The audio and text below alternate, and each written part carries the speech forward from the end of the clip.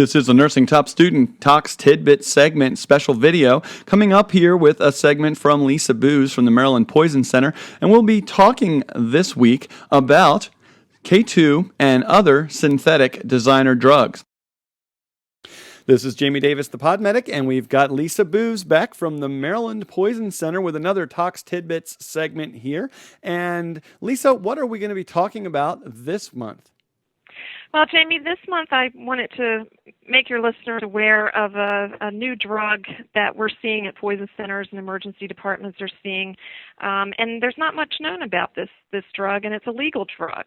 So I wanted to go over that so people can be on the lookout for this.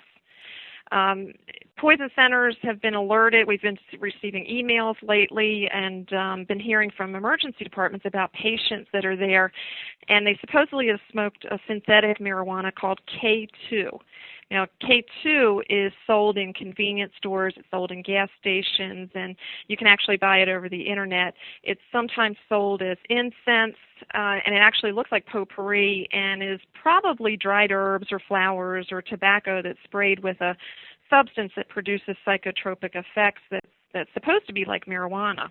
But what we're finding is that these teens and adults recently that have been using this stuff are experiencing severe agitation, tachycardia, hypertension, and vomiting. And these really aren't symptoms that you would expect from marijuana, which typically would make you kind of mellow and slow you down. So we're not really 100% sure what's going on here. A little background about K2. It's also called fake marijuana.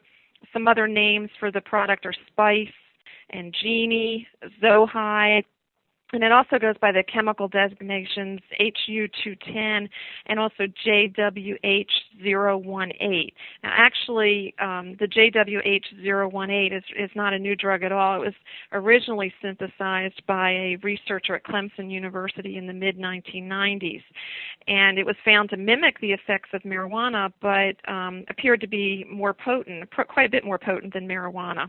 But nothing really came of it, and years later, it started to be used and sprayed on leafy material in Europe, and now it's starting to pop up here in the United States. Just last year, in 2009, the DEA labeled it a drug and chemical of concern, and in February of this year, a shipment of JWH018 was intercepted at the airport in Philadelphia. At least 2 teens have been treated recently in New Jersey who purchased this JWH018 over the internet. Now, most of the reported cases of K2 toxicity and also with this other chemical have been in the Midwest, especially Missouri and Kansas, but there have been other sporadic outbreaks of this.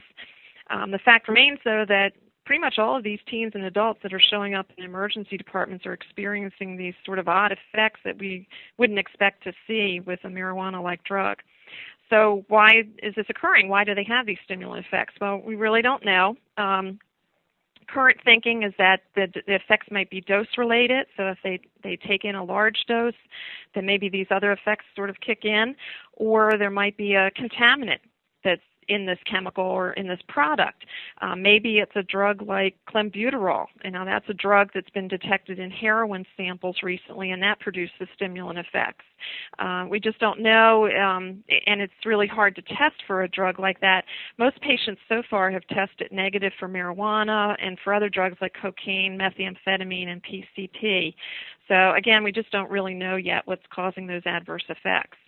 Now, the K2, the JWH018, and all of the others are legal in most states in the United States, although as a result of these cases being reported, some counties and also some states have quickly passed laws making it illegal, or they have pending legislation, so we'll see where that goes.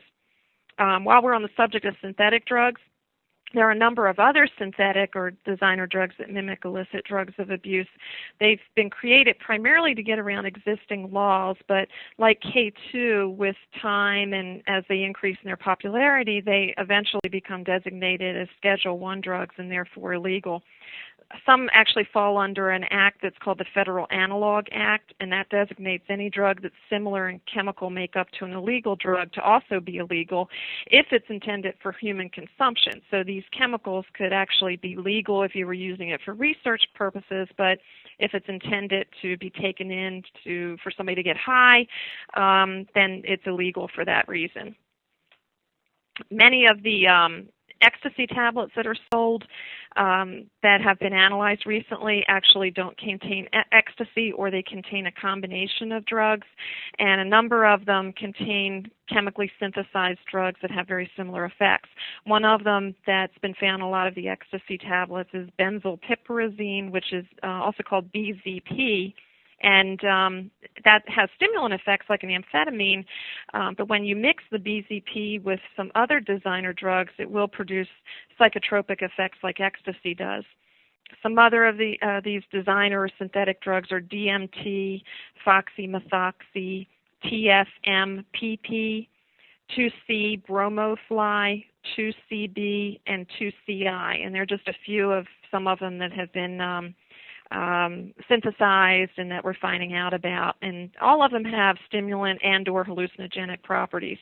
Now, we were recently consulted, meaning the Maryland Poison Center. We were called about a young adult who reportedly took tablets containing 2CI.